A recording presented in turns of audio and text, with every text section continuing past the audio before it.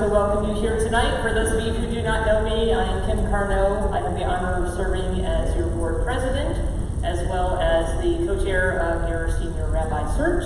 I hope you are all in the correct place for the event we have before us tonight, which is an update on our senior rabbi search, which I like to call Finding the Hidden Treasure.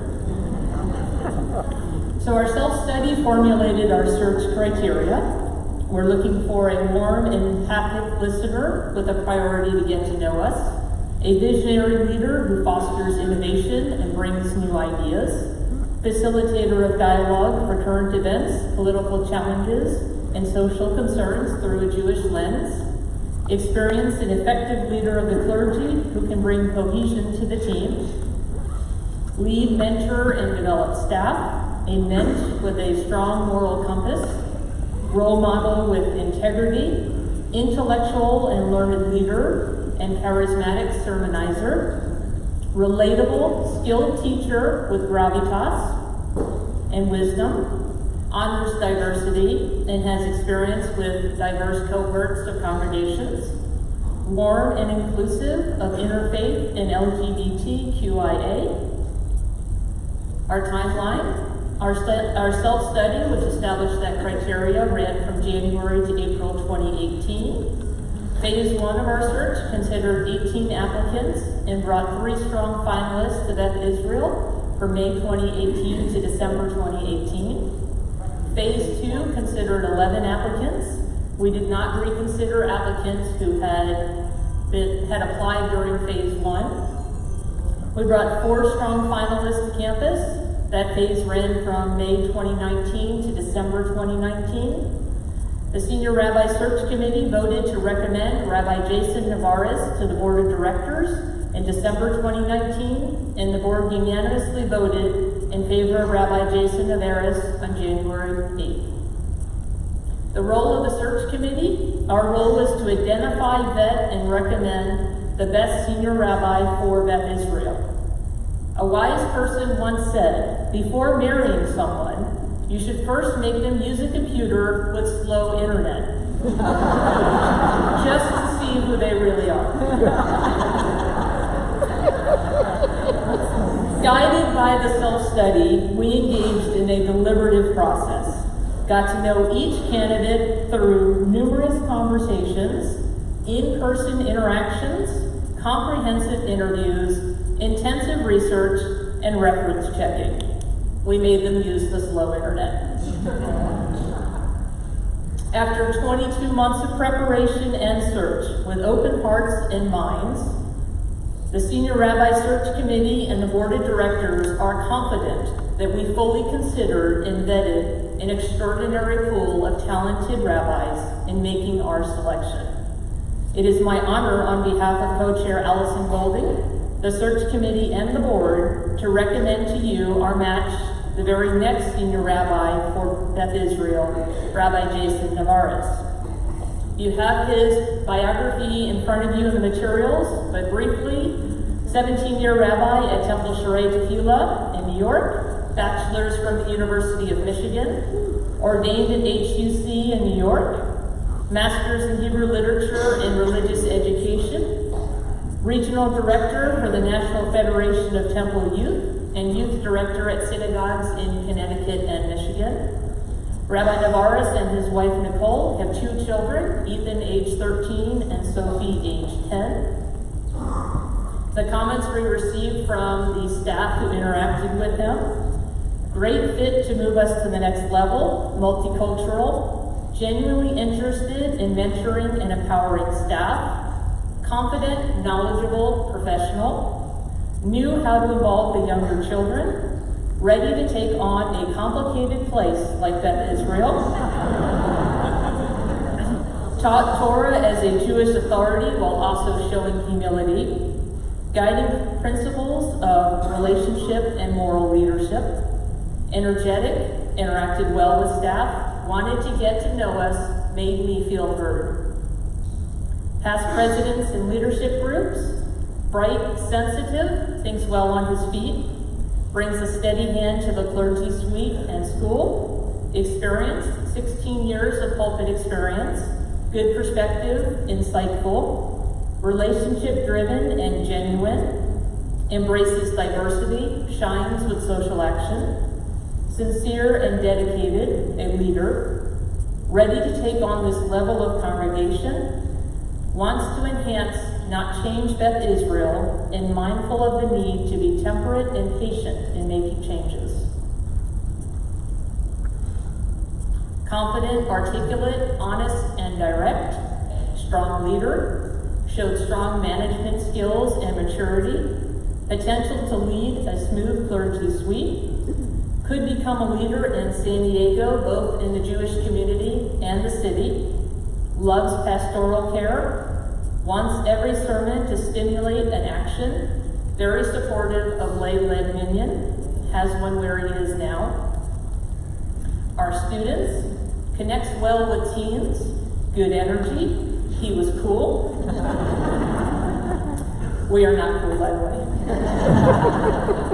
Relatable and engaging, passionate, authentic, warm and welcoming, good at leading, brings insight for connecting the youth. Hire him now. Fireside chat attendees, open-minded, warm, personable, engaging, connects well with the whole congregation, holistic approach to Judaism and life, approachable, bridges diverse communities, believes in mentorship and being mentored, walks the walk on social action, willing to take risks and try new things, thoughtful, committed, and well-informed.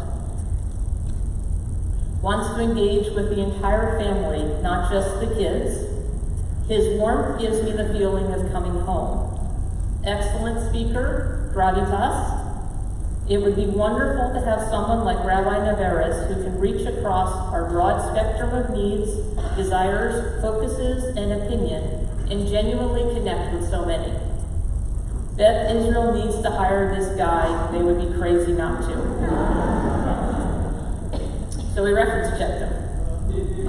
His references described him as a warm, welcoming rabbi, wisdom, fabulous teacher, accessible, present in the manner he is needed at the moment, ability to support his congregants in both good and bad times, very bright, intuitive, passionate, a great teacher. He is a great mentor for children, in particular high school age, ability to engage at the appropriate level, spiritual, religious, or social, meets you where you are and adjusts accordingly. He is a joy and a blessing in the context of where he meets you regardless of age, children's, teens, 30s to 90s. Unifies the team, collaborative, talented mentor. Has a vision, sets it, and drives the team to achieve it.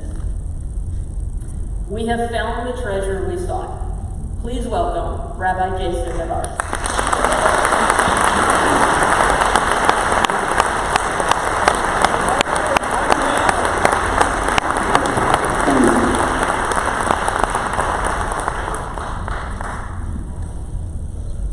Wow. Amazing. It's truly wonderful to be here with all of you this evening, and I'm aware I only have a few minutes, and giving a rabbi only a few minutes, it's not always an easy thing and task, but I want to, before we dive deeper into our Q&A, with that in mind, I wanted to offer some brief reflections grounded in this week's Torah portion entitled Yitro, which comes from the book of Exodus.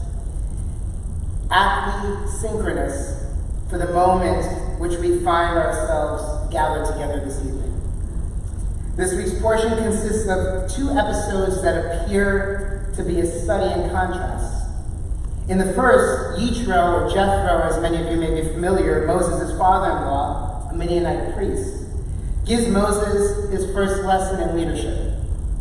In the second, God at Mount Sinai makes a covenant with the Israelites.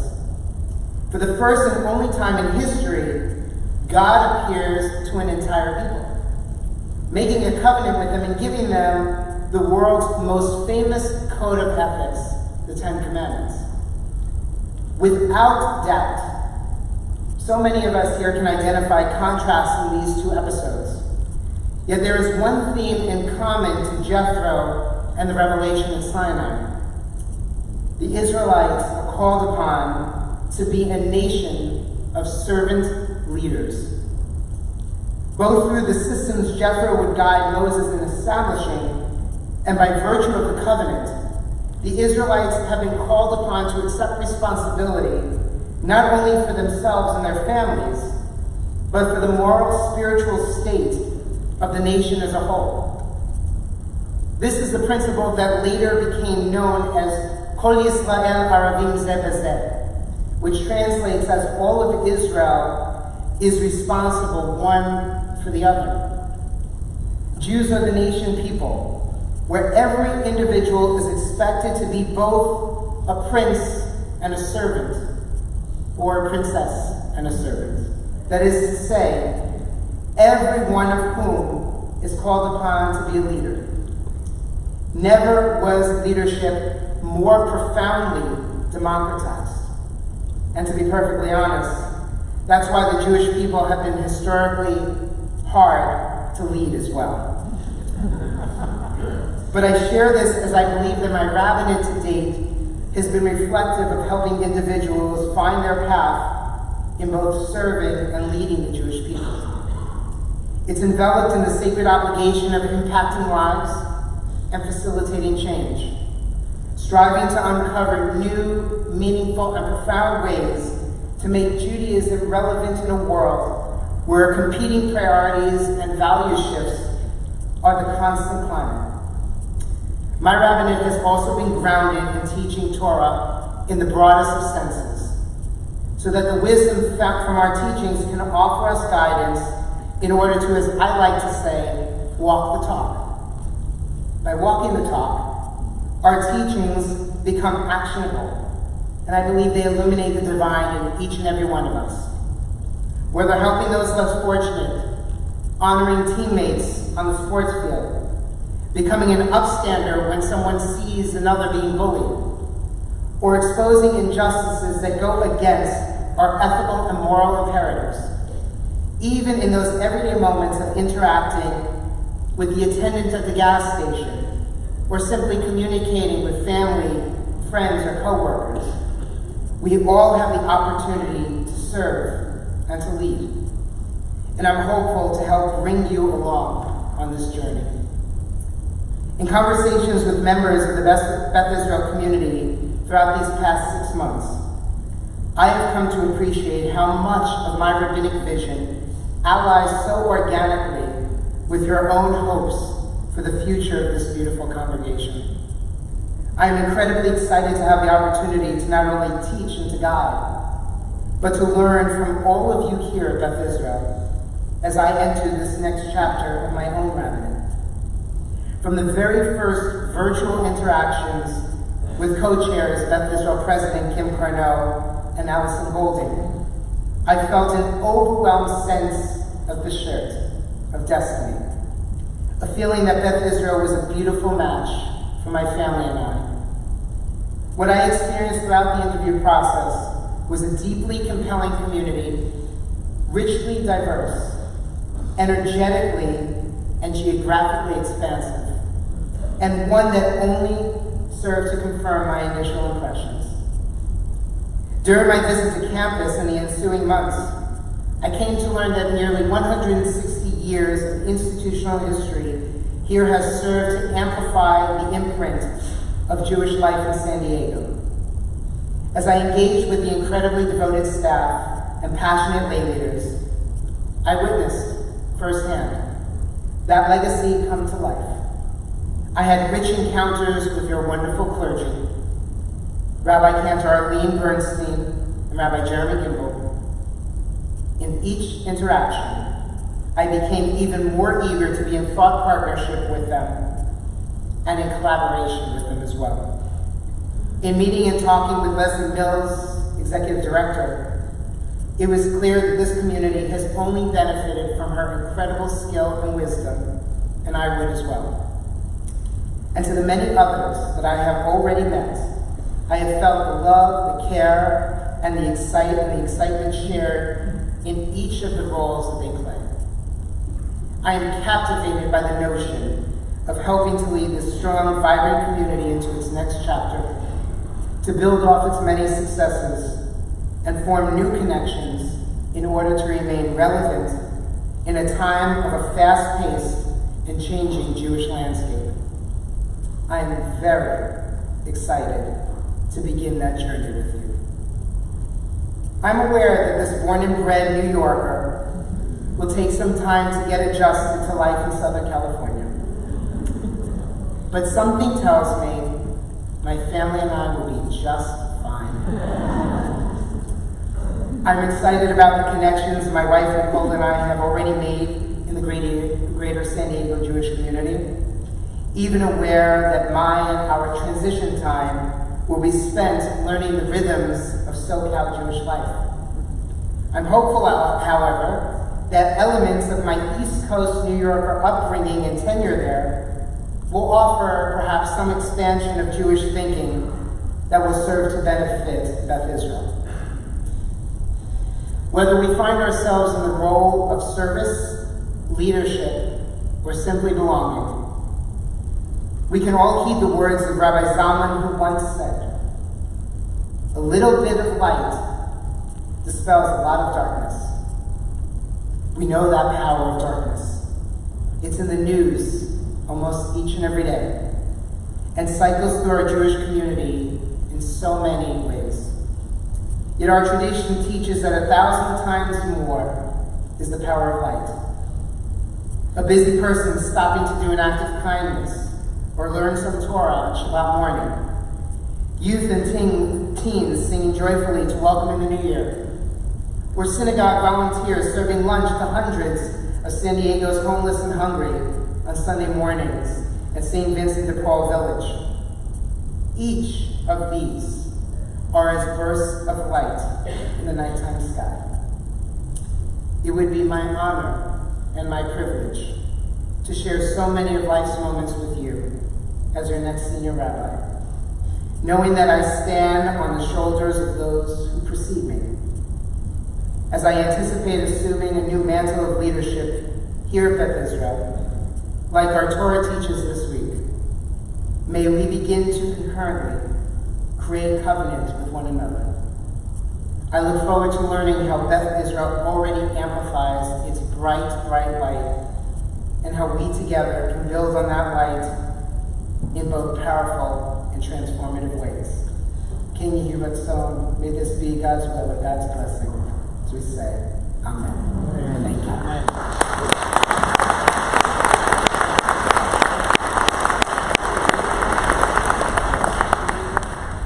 So, Rabbi, we've got some questions. Sure.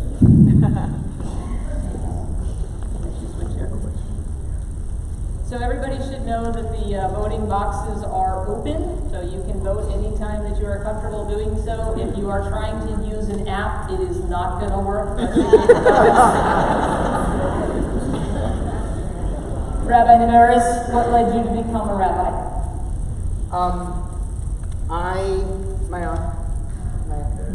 Okay. I think I'm good. So I originally had a dream to be an architect. And I went to the wonderful University of Michigan in Ann Arbor,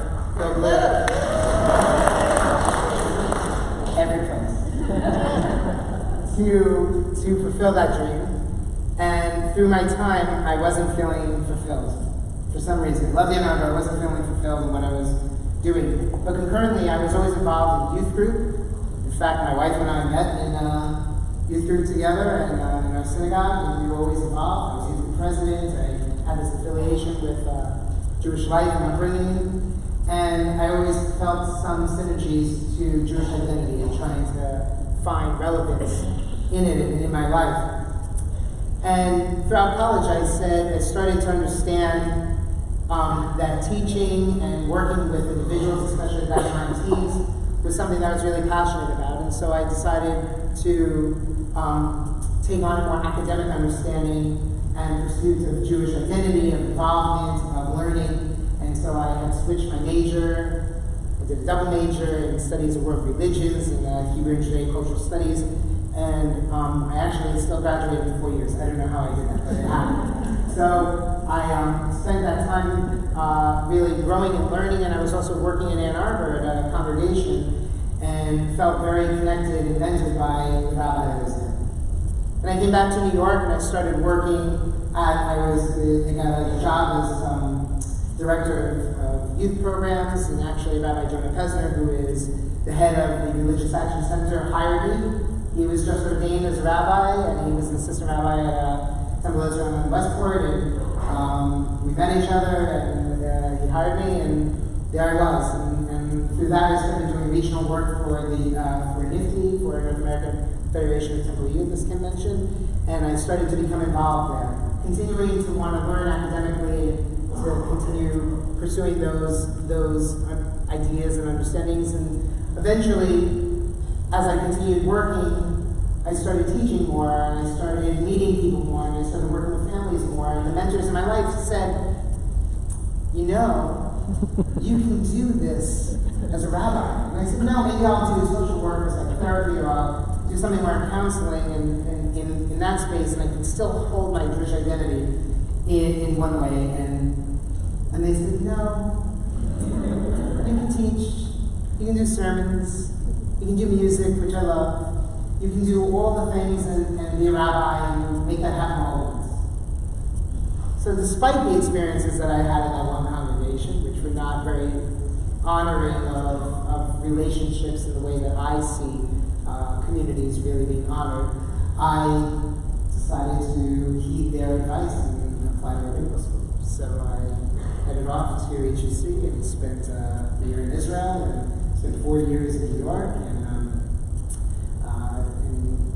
also spent time, like Rabbi Gimel has also his master's in Jewish education. I spent time with that as well, and feeling very passionate about educating all congregants. So that's what led me there. Great. We're super excited that you became a rabbi. Can you tell us a little about your rabbinate to date and any accomplishments you are particularly proud of? Yes. My rabbinate has been everything I would have wanted in terms of portfolio. It's really one where I've gotten to be involved in passion projects where I've involved, in fact, 48 hours after I leave here tomorrow night, I will be on a plane with 25 of our congregants to the Dominican Republic to build a school. And immersive learning is something that I'm very passionate about, because I believe when you use your hands and your hearts, you make your Judaism actionable, and you make a difference in the world. And I believe it's just as important to use that action as learning. So a lot of the work that I'm very proud of in my rabbinate has been around immersive experiences with adults, with teens, with children.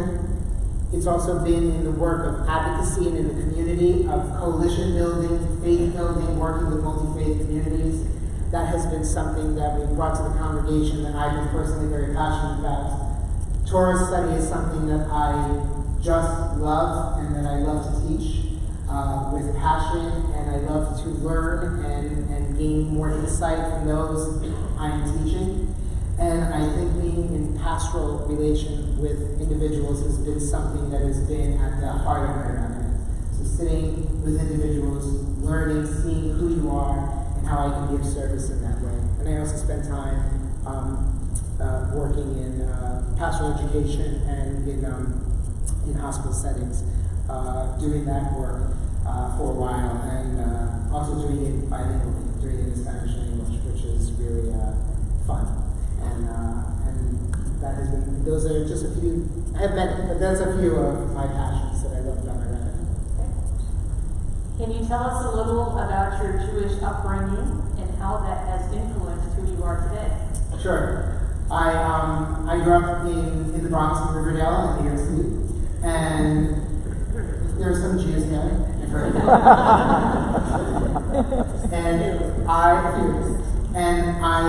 My grandparents were Orthodox, and my parents worked full time, and spent a lot of time with my grandparents, and they were a huge influence on my life and my identity. So I remember I have visions and memories of davening and praying with my grandfather in our local Orthodox shul, and having that background and understanding, but really having no understanding of what we call the kavanah, the intention behind it. And so my mother, who is deceased for the past 4.5 years, was a staunch agnostic, as I like to call her, and she had a real challenge with the Orthodox community and environment. And so she said, I was very passionate about my Judaism, and she said, if you want to continue, it's not going to be in an Orthodox community. So, which led us to the local Reform congregation. And I formed a connection with teachers there, with Rabbi especially there, who I stood on the bima with at my bar mitzvah, and he said, "You're going to be a rabbi." And I laughed. No way. You know? That's going to go. And so their influence compounded with a lot of what my wife and I, how we live and how we have our own separate and unique, passionate identities about Jewish life and living are the ways in which I've taken my early childhood and amplified them in ways that I not only am the service of Rabbi today, but also in the ways that we practice and live our Judaism at home as well. Tell us about your current congregation and why you're leaving after so long. So I've been in my congregation since the beginning of my rabbinate, and I've really grown up there. It's been the congregation where I've served, and I have loved the community and the many people there that I've come to really feel as some of the people that they've grown up with me. I've grown up with them for many years. Our congregation is a New York congregation in North and Westchester County. So there are many layers of generations, as I've come to learn at Beth Israel as well. Not so many in our specific congregation. The congregation is only 43 years old, but the layers of generation in the greater New York area. So we have relatives from Long Island, from New Jersey, from Westchester, from the city, which means we're traveling around quite often officiating funerals in different parts of the greater New York area. But I've come to love and treasure that experience with the diversity of New York Jewish living. But it was time for us to make what we call a mavdil, a sacred separation. And the mavdil for my wife and I, who's been asking to leave New York for the past 5 years, it's really about a new chapter. And when I made the decision to leave the congregation at the end of May last year and notified the congregation that this would be my last year, the decision felt very right. It felt as though the work that I did there was wonderful and could have continued, but it felt also the way in which I wanted to amplify my own rabbinate and what I would bring to the community didn't feel like it could be in New York, in all honesty, in any congregation. It didn't feel right. And so we had the opportunity to explore different communities, and we looked only in 2 areas. We looked in the greater DC area, because we have a lot of friends and colleagues there, and in California. Those were the 2 geographic areas we looked at. And I was privileged and humbled to advance in the other places where I applied, but I can tell you from the start, which the first congregation that I visited was Beth Israel, that throughout that entire time, my wife and I both said, it's Beth Israel. So that was very telling for us, but it was very clear. And while it's sad, there's a bittersweetness to being in a relationship for so long. The decision to leave was was right, and it led us here. And so we're excited to begin that journey. What about Beth Israel attracted you? Many things. I believe the history was a critical piece of learning about the ebbs and flows of the congregation, not only in terms of leadership and what has been these past many years, but to understand that in this community has been a thread that has been woven through the fabric of Jewish life in San Diego for 160 years. When we popped out in December for a little, touring with my kids, and we went to Old Town. And in Old Town, if you go into the visitor center, my daughter noticed first. She said, "Dad, do you notice that the table has a Hanukkah on it, a Hanukkah menorah, and drapes and latkes, fake latkes?" And she looked at it, and I said, "Really?" And I looked at it, and the sign on the wall talked about the first Jewish man who settled in San Diego and who was the founder of Beth Israel. And that to me is profound and energetic in a sense to notice that and to know that there is such richness and diversity in a community that has helped establish the Jewish narrative for such a beautiful, wonderful city as San Diego. The education, the programming, the diversity, the largesse of the congregation, the passion for Israel, those were all critical pieces for me in my own rabbinate, and they were critical for me to continue leading. Those were areas I wasn't willing to sacrifice, and I found that all the pieces that I was passionate about in my rabbinate were right here at Beth Israel, and everything built on those together. That felt very, very good. And I'm going to throw in the weather. The weather. Did I mention the weather? Alright, so based on our scheduled events, we are supposed to already be counting votes. So I'm going to suggest that if you have not yet cast your yes vote, we don't want no votes. Please take a moment to do those. Staff will collect them in the aisle and try not to identify the votes that are cast them in. I would be remiss in not reminding you to validate your party. Validation machines are located in front of the sanctuary as well as the social hall. So after we have celebrated, please validate your parking so we don't cause a jam at the parking structure. If you have parked at the mall, you are on your own.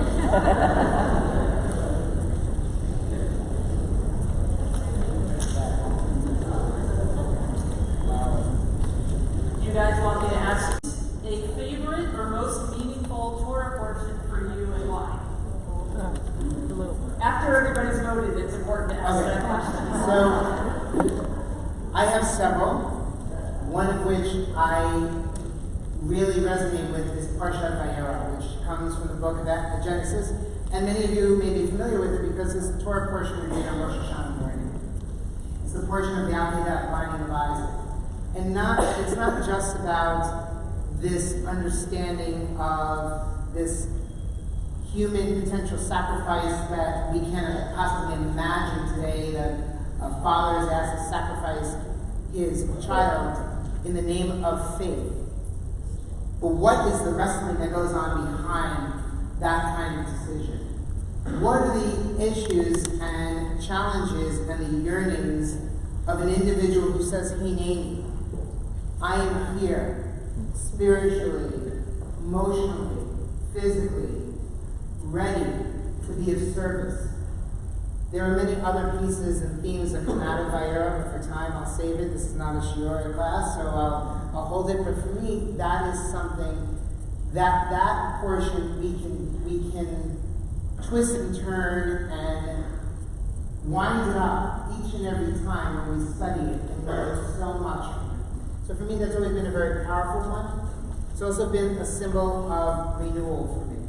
How you start to understand your faith and commitment to one another, not just in the actions that God makes, but I believe that God makes possible the divine within each of us. And so how we actualize the work of divine elements right here, that to me is part of the healing. So that's one of my favorite Torah portions. Can I give you another one? Yes. You ready?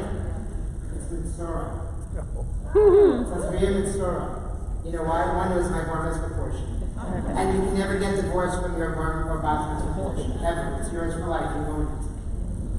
But for me, at the age of 12, or 13, when I received from the cantor, the rabbi, that I was going to talk about bodily fluids and discreet and whatever, how was I going to relate that? But what it said to me was that Torah holds our humanity in its entirety. It does not shy away from the ugliness that we experience or the mundaneness or the everyday. And how do we look to Torah to wrestle with those things that we hold, that we need to understand and that we need to identify and need to wrestle with each and every day in our lives.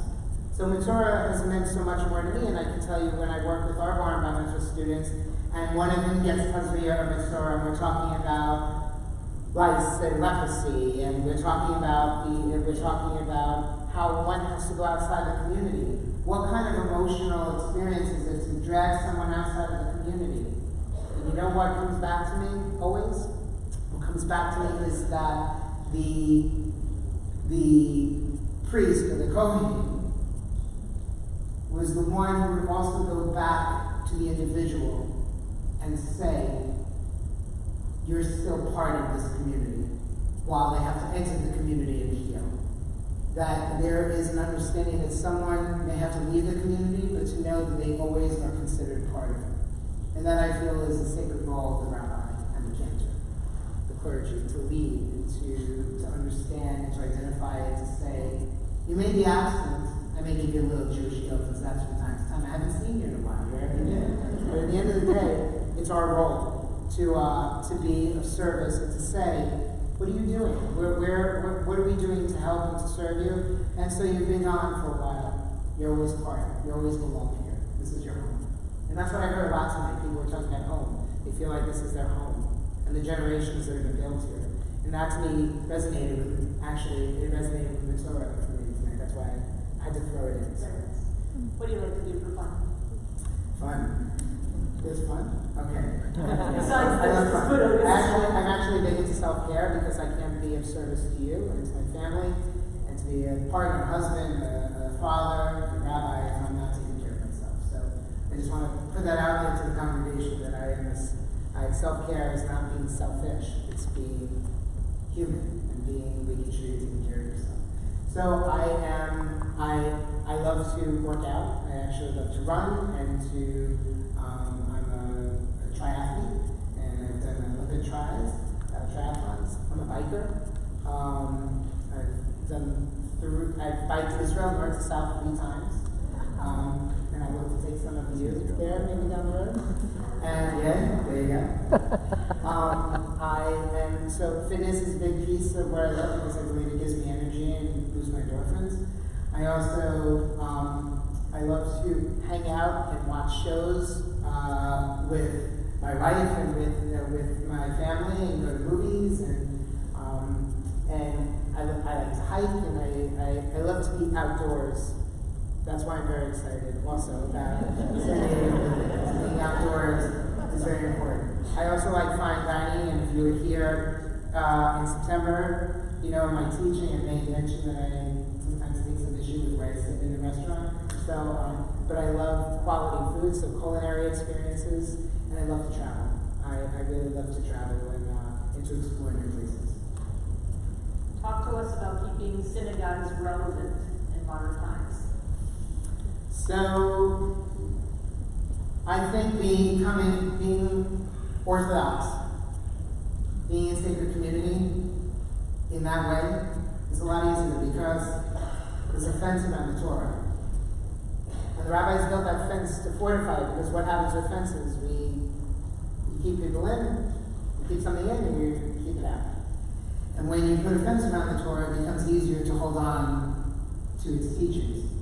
We don't live in that world, in our progressive Jewish world. We have lots of holes in the fences. But we ebb and flow throughout society, we ebb and flow, and we move. And so we have to figure out how to maintain the fence without creating huge holes or chasms within that fence. to obliterate what is our sacred Torah. And what I mean by Torah is the generality of Jewish identity in its whole form. For me, there are many ways to do this. One is to acknowledge and to understand that while I would love every seat in here to be full every Shabbos, that's not a reality. Because you know why? Some people here don't believe in God. And some people here don't express their Jewish identity through prayer. And as sad as that can make it, because I love prayer and I love to be in those experiences, I understand that it doesn't work for everyone. And so, even in our faith, you can be Jewish without having God concept. This makes it very different from other religions and other faith systems. You can have Jewish identity by being cultural. You can have Jewish identity by having a love for social justice. You can have a Jewish identity by having great faith and love of God. You can have Jewish identity because you love to learn. There are many avenues and pathways, and I think that we have to continue to explore those identities and pathways with one another. And as long as we keep that dialogue going, that's going to sustain us. But I believe that we also need the traditional element of our Jewish identity, those Shomrei Torah, the ones who hold on and hold the Torah, to keep it going. And we need us to hold that Torah as well in the ways we do, and to continue to amplify the ways in which we seek out new and relevant ways of identity. It doesn't mean throwing the baby with the bathwater. It means that we have opportunities and that we don't take something that's not broken and throw it away. But it means that the things we were doing that may have worked at one point that we're so passionate about may not work today. There are programs and initiatives that I know that I've run, that I've created, that 10 years ago were very relevant for community. Today, not so much. So we have to sunset them.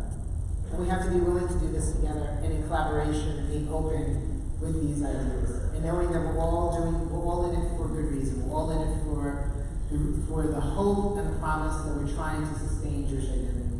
And we are in a fight right now to fight anti-Semitism, and in a way in which our children need to stand taller and prouder as Jews. And I am always looking for ways to partner, to figure out how someone walks around proud of their identity, not hiding it. And so that means we have to explore that together. But I believe to acknowledge that there are different pathways to Jewish identity, and that we shouldn't be scornful of those who may not appreciate it or follow it the way we do. And once we come to that basic understanding as a premise, then we can start to work together to build and elevate and amplify one another. So, Rabbi Nevarez, your pathway is going to lead you to San Diego. It is my pleasure to introduce to you our new senior rabbi.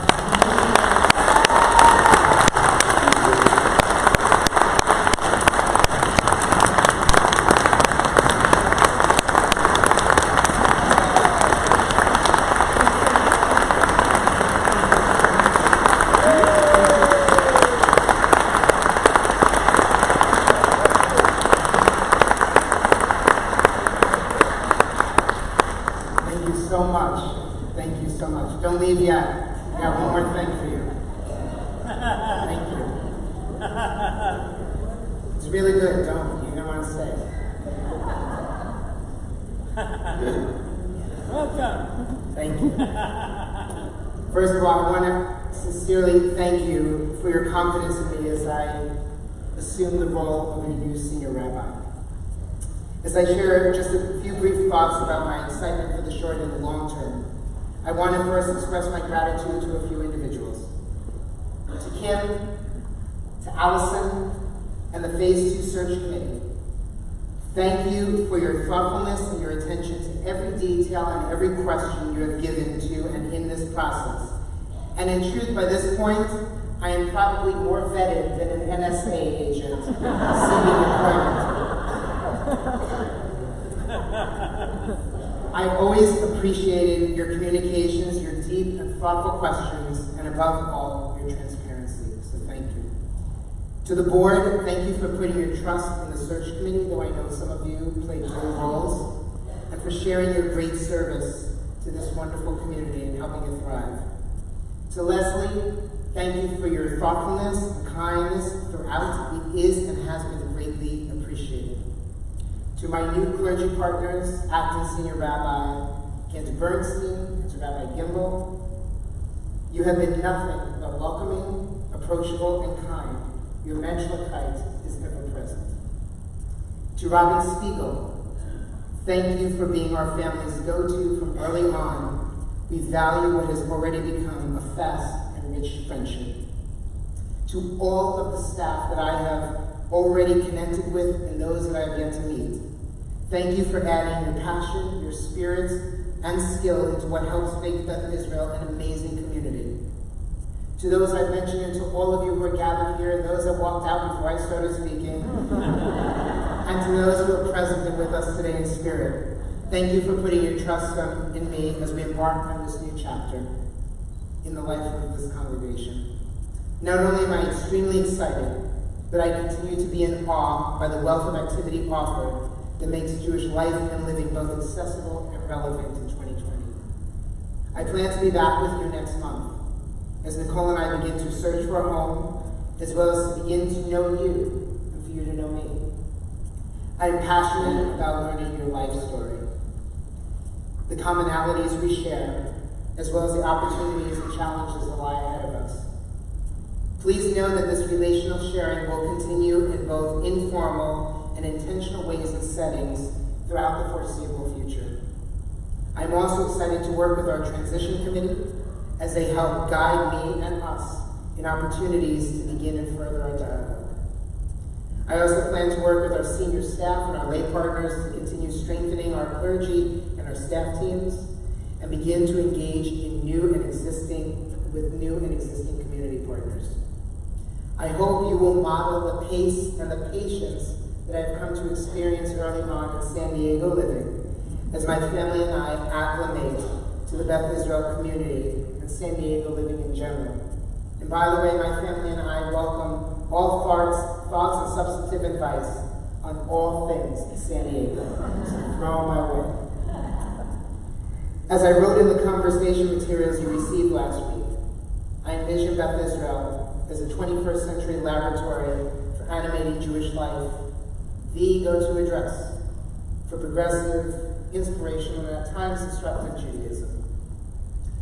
With the doors that continue to remain wide open for all of us and for the many who are yet to enter.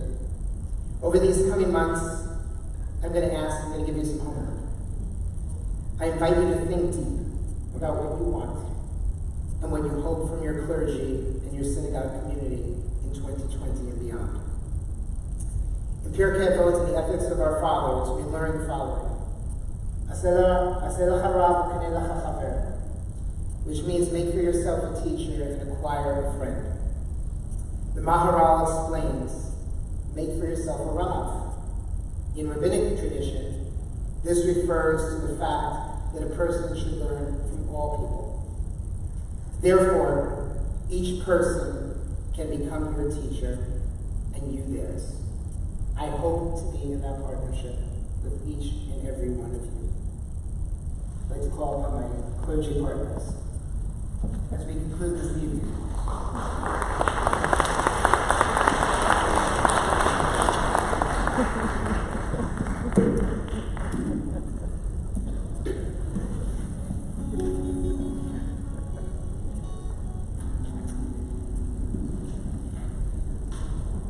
As we come together in song and prayer, we're going to invite you in a moment to sing together with us, Oseh Shalom.